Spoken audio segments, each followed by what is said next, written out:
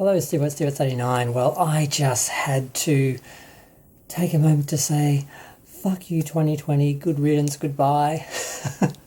This has been the shittest year, not the worst year of my life. 2018 was the worst year. That was the year after my mum died. That was the worst. And also 3 months after that, all my art was destroyed in an accident. So that was kind of the worst year of my life, but this is pretty much tying that because it wasn't just a bad year for me, it's just a bad year for everyone.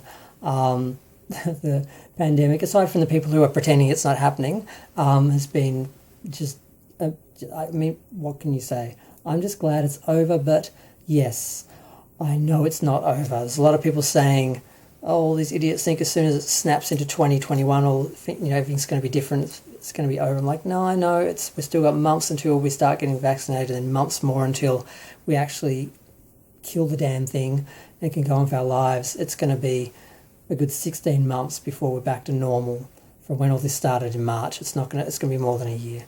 But it's just glad to see this year and just the symbolism of it, 2020, because the bulk of the worst of it has passed. Unless Sydney manages to give us a third wave, which I don't think is going to happen because they are eventually closing the borders tonight. I mean, it's not like I couldn't have done it 2 or 3 days ago.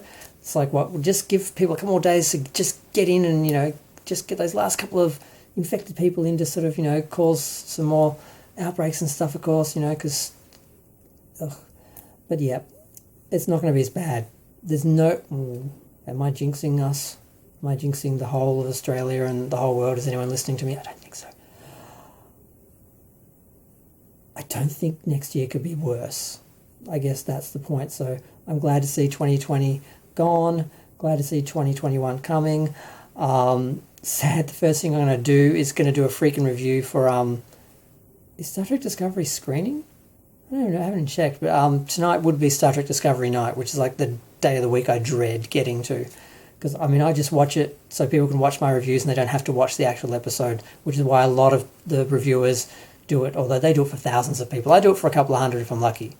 But still, I'd like to think that's getting me closer to heaven, saving, people suffering in pain and misery. But, yeah, that's probably going to be the first thing I do for 2021. But it can't be as bad as 2020. So, I'm scraping through, and most other people are. I'm a mess. My life is an absolute mess, and I've got to put it together at some point, probably late next year. I'm just looking for 2022, because the first 6 months of this year is going to be a mess. The second 6 months is going to be people putting things back together. And 2022 will be the first normal year I think we have after this. That's when things will get back to normal, I think. So I'm looking forward to 2022, more than 2021, but 2021 is going to be a start. Yep, I just had to commemorate it on my tiny little channel. I actually got a Happy New Year from one of my relatives. I'm shocked. I'm like, oh, you remember I existed? Oh, that's nice. Who knows?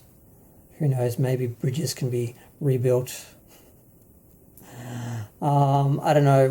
What are the New Year's resolutions? Does anyone have New Year's resolutions? I have New Year's resolutions for maybe 2022. 2021, it's just, okay, not killing myself, not dying, not getting COVID that's going to make me really, really sick and give me long-term problems.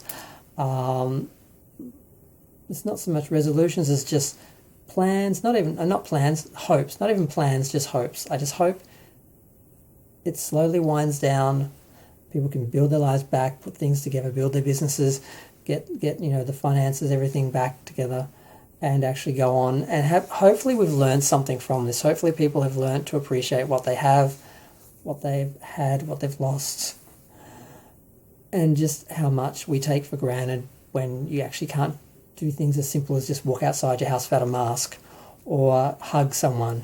I mean, my God, I'm like, I don't know how long it's going to be until I actually hug someone or kiss someone, actually be intimate with someone. I can't imagine it. I can't even imagine shaking someone's hand. Now, what y'all don't know about me is I didn't shake hands for about 5 years. I didn't like doing it, and I eventually got bullied into doing it. For years I've been called antisocial and all that. And now it's like, okay, I was onto something. It wasn't just the fact that people judge you on it, especially if you're a man, they judge you on your handshake, but also just the germ factor in that. And I always looked at people like Michael Jackson who wore face masks and thought, that makes sense. I see those people wearing face masks in China or whatever, and I'm like, that makes sense. I wish I could do that, but I don't want to look like a freak. I'm going to be doing it now. I mean, who cares? After this year, who can say anything? So, yeah, I don't know. I'm just waffling on. I just wanted to make something to commemorate the fact that the year is over and next year's going to be better. But no, I'm not fooling myself into thinking, snap, everything's going to go back to normal tomorrow. A lot of people are sort of acting like that, but, thanks to New Year's Eve and Christmas and New Year's Eve, we have outbreaks in Sydney. We have outbreaks in Melbourne, actually. We have perhaps the start of a second or third wave in Sydney. And New Year's Eve is just going to be a super spreader because people are stupid. And they seem to think that the virus cares about their holiday plans. Well, it doesn't. They're going to party, they're going to have parties and celebrations, and they're going to go where they're not supposed to watch the fireworks. People are going to do all that sort of shit, and we're going to be seeing it on the news tomorrow. And they're going to be super spreader events. And the only question is, can Sydney keep them contained? Or are they going to have a proper third wave, in which case we will be locking them out and watching them suffer for 3 months of lockdowns like we did. And I just don't understand. South Australia had the right idea. Lock it down early, end it over, go on for your life a week or 2 weeks later. Instead of waiting 2, 3, 4 weeks to actually be in the shit and then be forced to actually lock down, which is what Melbourne did, and it looks like that's what Sydney's going to do. So yeah, as much as I'm happy to see 2020 going, 2021 is still going to have its challenges. I fortunately have a whole bunch of plans and projects that I was planning to do this year when I knew the pandemic was going to happen, and I was like, okay, I need to have stuff to do so I don't lose my mind. Managed to procrastinate and keep myself busy with other things, so I still have them all. So I can still get through another 6 months of isolation and everything, because I've got so many projects to work on. I won't get them done. That's a good thing. I will still be working on shit going, God, how can I just have another month of self-isolation, please? I'm not finished. That's how I'm hoping to get to about the middle of the year. But I really waffled on long enough. Nobody's listening, but this is my COVID therapy as usual. I talk. I feel better. I'm watching Dolly Parton celebrate 50 years on the Grand Ole Opry on SBS. It's been great. They had a documentary on Freddie Mercury before that. So lots of Queens. Did they know I was going to be at home? How nice of them. I'm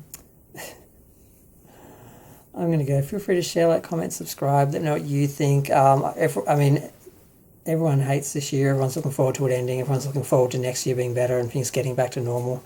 I just wish everyone the best 2021.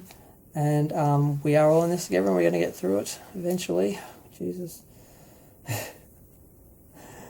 Yeah.